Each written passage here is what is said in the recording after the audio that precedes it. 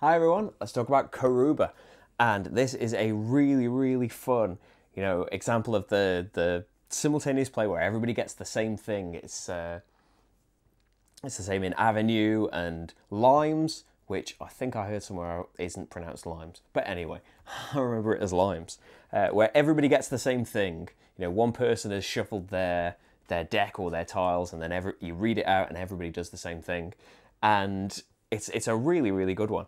The placement is always going to change up the game a lot, and the order the tiles come out can make a big difference as well, because if all of the plain ones come out, as happened in this game really, not that many crystal ones and gold ones came out that early, and that can make a difference, because if you have finished your path, as Marty had done, he'd completely finished, then you're not really going to put those opportunities down to grab more golden things, so you're probably just going to use all of it for movement and try and accelerate the end of the game. Whereas if you had a bit more of an open plan, a bit more of freedom as to where you can establish your path, then you could be moving people earlier on in the game to move them as far as your path allows, and then have the freedom to put down these tiles that are worth 2 and 1 points if you can collect the resources on them, and maybe get more points that way. Although it's doubtful, if you're stopping to pick it all up, you're probably not going to get the the big points for getting to the temples first. And there are more of those available in a game with more than 2 players. It's just that in the 2-player game, it's 5 points or 3 points for getting to the temples, which as so in that game can be a big deal if you don't get to one of the temples, or you let somebody get there first.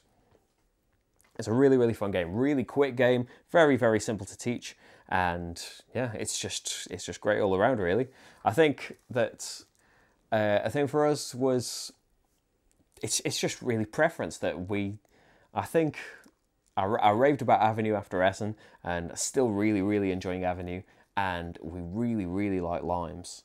It's a really nice 2-player game. It's one where it's got all of the different types of scoring depending on the types of terrain you're putting down, but you've got these cards that make the cities that you're building, and you have to be thinking about which part of the terrain you're going to be trying to score and which meeples you're putting down. That's a really good game. I should get to that one day.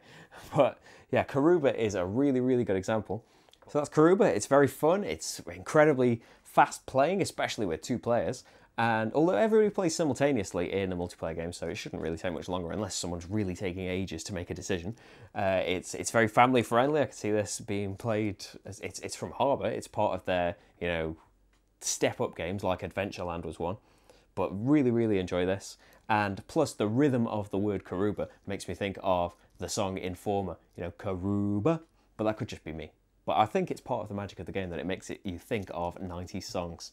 And that is Karuba. So thanks for watching, and I'll see you for the next game. Bye, everyone.